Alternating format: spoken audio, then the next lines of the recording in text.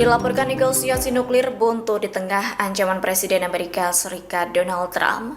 Respons hal itu, Presiden Iran Masoud Pezeshkian menekankan negaranya tidak akan tunduk pada tekanan Amerika. Pernyataan itu disampaikan Pezeshkian dalam pidatonya pada Sabtu 21 Februari 2026. Pihaknya menegaskan dalam keadaan apapun Iran tak akan tunduk menghadapi ancaman Amerika Serikat. Diketahui pembicaraan tidak langsung soal program nuklir Teheran di Oman pada awal Februari tak mencapai terobosan. Bersamaan dengan itu, Presiden Donald Trump tak henti mengeluarkan ancaman ke Teheran. Trump menyatakan hal buruk akan terjadi jika Teheran tak segera mencapai kesepakatan. Bahkan ia menekan Teheran dengan memberi waktu 10 hingga 15 hari untuk mencapai kesepakatan. Di tengah ketegangan tersebut, Amerika Serikat memperluas militernya, yakni mengerahkan 2 kapal induk serta lebih dari 120 pesawat tempur ke Timur Tengah. Kapal induk terbesar dunia, USS Gerald R. Ford, dikerahkan juga ke kawasan. Kapal itu bergabung dengan kelompok tempur USS Abraham Lincoln yang telah lebih dulu berada di Laut Arab.